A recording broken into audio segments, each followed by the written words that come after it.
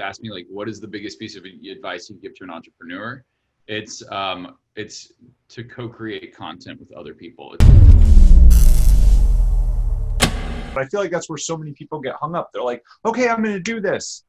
And then they're like, well, what course do I create? I mean, how many people have we seen create courses that are either so big that there's no way anyone can consume all of it, or it's a course nobody wants because they didn't listen. Like, I mean, you can talk to that a little bit.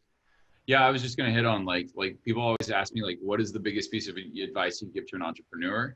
It's to co-create content with other people. It's don't lock yourself in a room and film content that you think other people will know. I think that part of the success I've had in my career is because one, and the benefit of that is it takes a lot of pressure off of you to create all the content, and you get to create content that's relevant for other people as well. So like even this simple conversation, you reaching out to me and getting on this session, like it's so much easier to do this. And with the back and forth, it's going to be higher perceived quality content because it's not just Steve, it's Steve and other people that he's bringing on board. You see Steve's sphere of influence get really a lot bigger, faster. You see the quality of the content because he's in control of the questions he's asking get better and better simply because he's not doing it himself. So a lot of entrepreneurs fall in this trap of like I think I know what everyone wants and I just spend all this time building, and then you put it out there and no one likes it.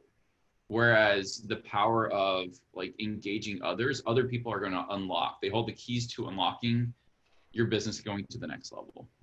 I mean, one of the things that I've seen you do the best over the last couple of years has been like so many people I think are scared they're like, oh my goodness, I have imposter syndrome, or I don't know if anyone will listen to me, or I need to lie and tell people that I'm doing much better than I am because why would anyone respect me? You just came into the game and you were like, okay, this is what I do.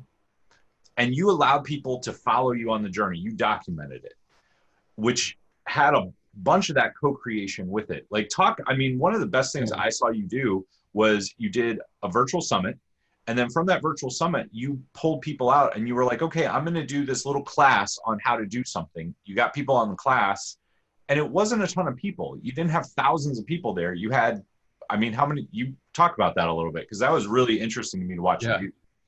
Well, when I got started, when I left corporate America, so I left corporate America I put in my notice for Deloitte in January 2018 and went all in May 2018. So it took me about 5 or 6 months to like officially transition out of the firm I was working for.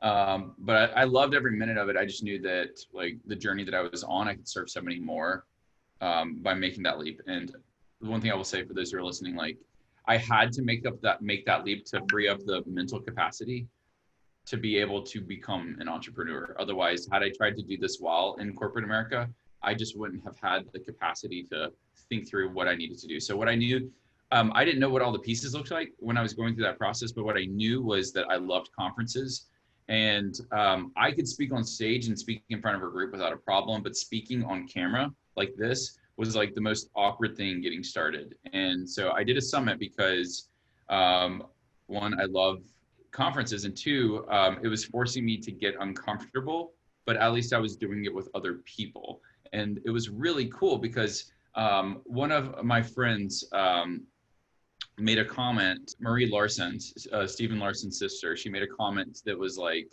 usually when it comes to podcasting, it takes about 30 podcasts before you find your voice.